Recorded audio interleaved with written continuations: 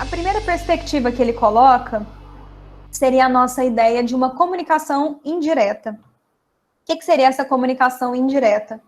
Para ele, a comunicação indireta seria nas entrelinhas, seria numa perspectiva dizendo retórica, igual a gente utiliza na fenomenologia, seria uma maneira de minuciosamente de falar para o sujeito aquilo que nós queremos falar. Porque diferente de uma comunicação direta, aquela pessoa, ela sabe que a gente está confrontando ela. Então, aquela minha pergunta, que é uma pergunta mais clara, que ela é uma pergunta de uma resposta mais objetiva, ela não faz jus aqui no modo que Kierkegaard fala da relação de ajuda, porque é como se eu estivesse limitando o sujeito. Então, a relação dessa comunicação mais indireta, eu vou dando aberturas. Eu vou dando aberturas para o sujeito me falar da maneira como ele está se sentindo daquela maneira. Então, eu não posso fazer o meu questionamento e ter uma ação explícita. A minha conversa com o sujeito sempre vai ser pelas entrelinhas. Então, se ele me contradiz em algum momento, eu não vou falar para ele, olha, eu percebi que você está me contradizendo. Uma hora você falou isso, outra hora você falou aquilo. Para ele, não é essa ruptura na fala que vai ajudar o sujeito a se perceber. Isso vai ser como se fosse um bloqueio. Então, nessa posição, nessa comunicação indireta, por exemplo, é como se em algum momento eu jogasse de novo a mesma pergunta, sendo colocada de uma forma diferente, para que o sujeito me desse uma outra resposta. E que essa resposta, ele já me colocaria nesse confronto que eu coloquei nele. Então, ao invés de perguntar, olha, você me contradizeu ali falando isso e depois falando aquilo. Ao invés de falar isso, a perspectiva dele seria, vamos supor, em algum momento ali você já se percebeu em algum momento que você disse uma coisa, depois você disse outra. Você já teve essa percepção de si mesmo? A gente vai jogando para ele. E essas jogadas vão sendo os confrontos e os questionamentos, só que sempre nas lacunas, nas entrelinhas. Porque se eu jogo o sujeito contra a parede, eu perco o sujeito, porque o sujeito vai ter o quê? Aquele processo do desespero, aquele processo que aquele desespero dele vai distanciando da resposta genuína da subjetividade dele. Então, se eu vou devagar, de maneiras metafóricas, utilizando ali para tentar compreender a existência dele, ele vai se percebendo cautelosamente e se restabelecendo na sua conexão. Diferente se eu já sou mais direta na comunicação. Então, a primeira perspectiva que Kierkegaard coloca seria tomar cuidado com a nossa maneira de comunicar a nossa percepção do outro. Porque a percepção do outro tem que ser indireta e não direta. Essa comunicação indireta, para ele, faz sentido por quê? Porque eu jogo a pergunta, mas depois eu tenho que me retirar dessa pergunta. Porque senão eu não dou abertura para o autorreconhecimento que o sujeito vai ter dele mesmo. Porque se eu jogo uma pergunta direta e confronto o sujeito diretamente, eu tenho que permanecer ali, porque eu tenho que cuidar da angústia dele. Então, é como se a responsabilidade da angústia dele fosse minha, porque foi eu que fiz ele estar naquele momento. Então, para eu não me manter nessa posição e conseguir me retirar daquele lugar, a comunicação indireta vai favorecer para que eu lance um pensamento, o sujeito vai pensar sozinho sobre aquilo e dá o tempo de eu me retirar, para que o sujeito pense por ele mesmo. E aí a tomada de reflexão, a tomada de decisão, toda a responsabilidade do estar presente na sua individualidade vai ser do sujeito e não vai ser mais minha enquanto ajudante das relações. Então, uma se complementa na outra. Por isso, retirar-se da comunicação indireta para favorecer o auto-reconhecimento do sujeito. Mas, ao mesmo tempo que eu tenho que me retirar do autoconhecimento, eu não posso me retirar por completo. Eu me retiro só para favorecer o autorreconhecimento, mas eu tenho que permanecer naquela situação, porque a minha permanência naquela situação vai fazer com que o sujeito não se disperse da comunicação indireta que eu fiz com ele. Então, se eu me retiro instantaneamente, seria só para um autorreconhecimento. Mas se eu me retiro durante um período inteiro de reflexão do sujeito, significa que eu me desprendi daquela relação. E esse desprendimento pode causar ali um distanciamento e uma possível perda daquele eu mais distante, e isso não vai ser saudável para a relação de ajuda. Então, eu tenho que fazer o quê? Dentro do que a gente utiliza ali na fenomenologia também. Estar presente. Então, é como o estar presente. Eu me retiro na hora que ele tem que fazer a responsabilidade por ele só, mas ele tem que perceber que eu estou ali ainda. Para ele não se sentir ali, como se diz, numa maneira de utilizar recursos de esquiva para não se conectar no seu indivíduo, na sua subjetividade.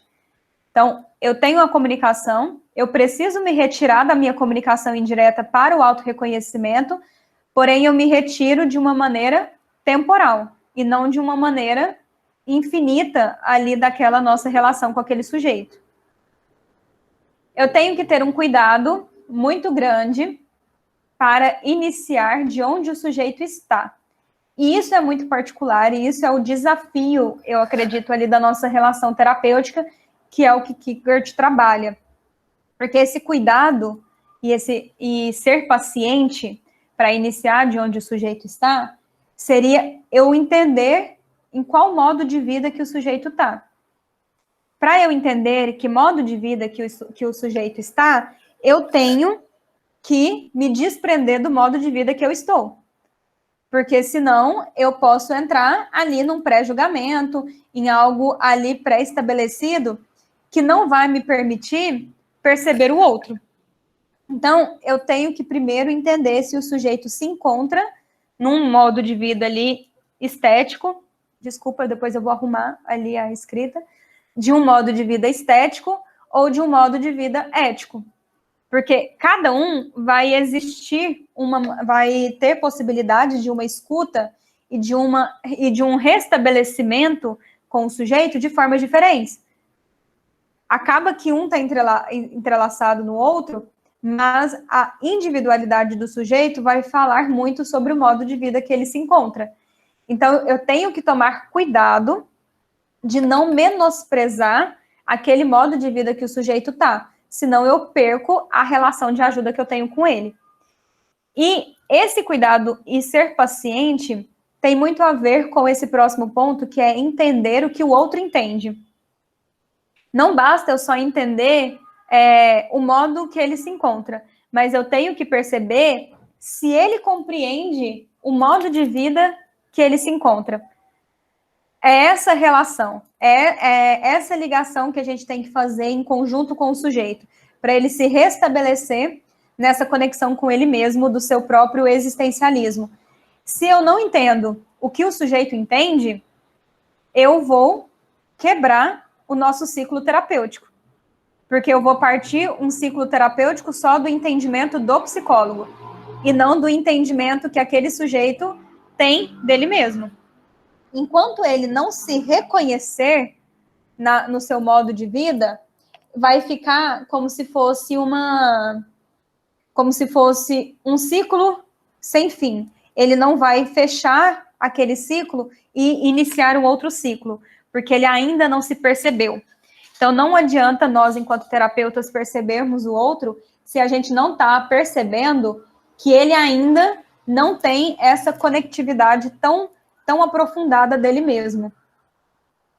Com isso, para eu ter esse entendimento e entender o que o outro está entendendo dele mesmo, eu preciso dessa atitude, a atitude humilde. Essa atitude humilde, quis dizer que não é qualquer atitude. Não estou falando que eu não tenho um conhecimento ali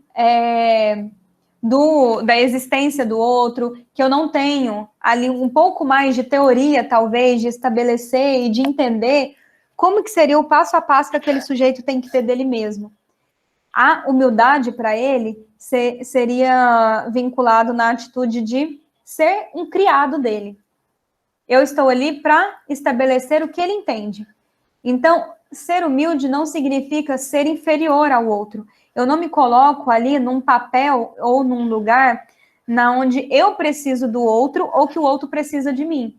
Nós estabelecemos uma relação de cumplicidade, porque eu estou em ajuda e o outro está numa ajuda também.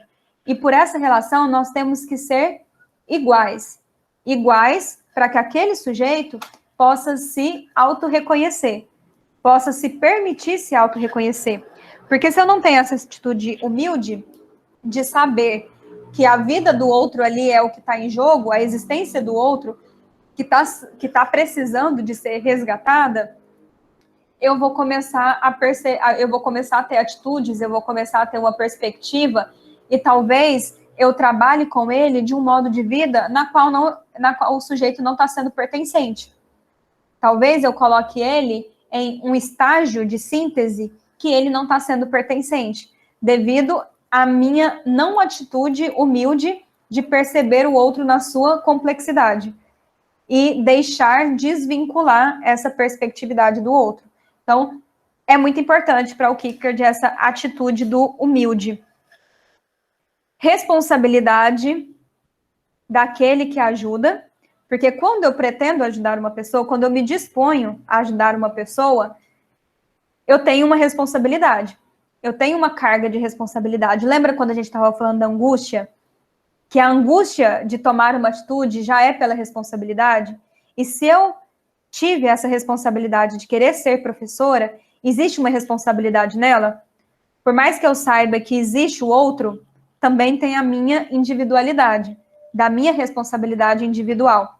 Então, por eu estar num processo de ajuda, não significa que é só o outro que tem que entrar nesse processo de ajuda, que é só o querer do outro, que é só o dever do outro, mas existe a minha responsabilidade enquanto profissional em ajudar aquele outro. Então, eu não posso me desconectar da responsabilidade que eu tenho daquela ajuda. Então, isso é muito forte para Kierkegaard. E isso já é uma atitude de humildade. Eu me responsabilizar pelo que eu tenho que me responsabilizar diante daquela busca de ajuda que aquele sujeito solicitou.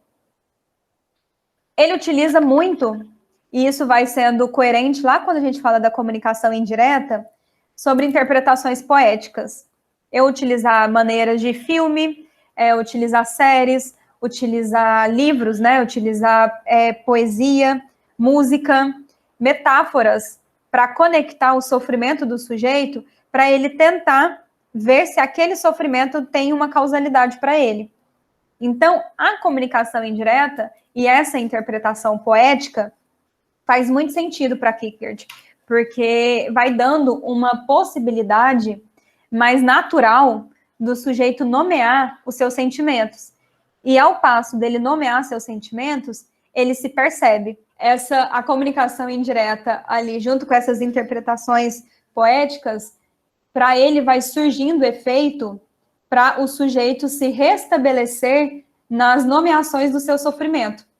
E não imaginar que o sofrimento é algo que deveria ser extinto da sua própria existência, mas vai sendo coerente, vai trazendo ali essa percepção da naturalidade do sofrimento. Então, ele utiliza recursos para ver se o sujeito consegue se identificar naqueles recursos já prontos. Vai sendo um facilitador, essa comunicação indireta por vias dessa interpretação poética. Ser ouvinte do que o outro tem prazer em contar. Hoje em dia, isso também é muito difícil a gente trabalhar ali nessa prática, mas que Kierkegaard já trazia para a gente de uma maneira muito, muito bonita de ser falada. Que isso é literalmente ser empático, sem julgamento dentro da nossa prática clínica. Então, ser ouvinte do que o outro tem prazer em contar é eu não ter repulsa e eu não ter ali um assombro do que o outro pode me contar e eu não querer escutar. Então, dentro dessa dica que ele dá do processo psicoterapêutico da relação de ajuda, isso é muito significativo. Ser ouvinte do que o outro que tem prazer em me contar. E não o que eu tô tendo de uma angústia em escutar. Mas nessa hora que ele fala da atitude humilde, eu tenho que entender o que o outro tem prazer em contar. Se aquilo vai me causar uma angústia, a angústia já é necessária para a relação. Então, eu tenho que entender a minha angústia, mas eu não posso fazer o outro se calar diante do prazer de me contar algo. Então, esse lugar de atitude humilde faz muito sentido. E dentro da nossa relação da psicologia, é uma relevância nítida dentro do processo clínico que nós temos que ter, dessa atitude empática e, ao mesmo tempo, sem preconceito. Eu dou conta de escutar tudo? Obviamente, a gente não dá conta de escutar tudo porque depende da nossa existência. Mas eu tenho que ter respeito a tudo que eu escuto. E é isso que Kierkegaard fala, né? Essa ideia de ser ouvinte do que o outro tem prazer em contar, ligado ao respeito que eu tenho que ter da fala do outro, da existência do outro. Apresentando-se como um tipo de paixão para o outro. Quando ele fala apresentando esse tipo de paixão para o outro, nós podemos entender como Lembra que eu falei de igualdade, essa atitude de humildade, de igualdade? Então, se o sujeito se mostra, se joga na nossa relação, se joga no mundo de uma maneira mais alegre, nós também vamos nos jogar de uma maneira alegre. É como se fosse um espelho, como se fosse ali essa apresentação espelhada da paixão do outro. Então, se a pessoa é alegre, eu vou me apresentar alegre. Se a pessoa tem ali, talvez, uma melancolia mais forte, uma depressão, uma tristeza mais profunda, acaba que o meu tom de voz, a minha atitude corporal, ela também vai ser um pouco rebaixada, porque eu tenho que trabalhar conforme a necessidade daquele outro. Do que está sendo imprescindível, porque senão ele vai se desconectar. Ele vai se desconectar do que está causando a existência para ele. Ele não vai ter sentido em eu estar falando com uma energia tão boa, sendo que ele mesmo não está com aquela própria energia. Então, vai causar ali um descompasso. E esse descompasso pode prejudicar a relação de ajuda. Gosto muito de um texto que ele fala sobre entrar nesse mundo do cliente, e entrar no mundo do cliente como uma forma de uma dança terapêutica. E essa dança terapêutica significa entender qual que é o passo do outro. E se o outro está dando um passo grande, e se eu quero acompanhá-lo, eu tenho que dar um passo grande. Mas se ele der um passo pequeno, e se eu der um passo maior do que ele, nós vamos ter um descompasso e aquilo não vai ser mais construído junto. Vão ser duas individualidades, e não a individualidade sendo restabelecida. Então, é isso que o Kierkegaard está falando aqui. Apresentar com um tipo de paixão que o outro tem para nos mostrar. Então, a minha atitude, a minha tonalidade, o meu tom de voz, a minha expressividade vai sendo trabalhada conforme a expressividade do outro. E o último recurso de dica que ele fala, que não temendo fazer tudo isso, mesmo que na verdade não se possa fazê-lo. Que aí entra o paradoxo, ele não pode terminar uma dica dele sem paradoxo, né? Então, ele fala que eu tenho que fazer tudo isso sem temer fazer tudo isso. Porque deveria ser natural, é uma construção natural, então eu não posso ter o meu processo, eu não deveria ter o meu processo de me angustiar-se em ter que fazer toda essa transparência da relação. Porém, é impossível, já que o processo de angústia já é genuíno do humano. Então, por mais que ele fale que eu tenho que tentar não temer fazer isso, ao mesmo tempo é impossível não temer. Por quê? Porque cada relação que vai acontecer é uma relação única. Depende da existência do outro, depende da minha existência e depende da existência que vai sendo co-construída ali naquele momento. Então, não tem como nós não nos angustiarmos, porque nós não sabemos com que tipo de existência que nós vamos estar escutando ali naquele momento. E aí ele fala sobre essas dicas terapêuticas que eu acho muito bem válidas até hoje na nossa clínica moderna, contemporânea, eu acho bem válida para os nossos recursos que nós temos. E mesmo ele não sendo clínico, ele utilizou da sua corrente filosófica para nos ajudarmos a entender a existência humana diante de uma relação de ajuda.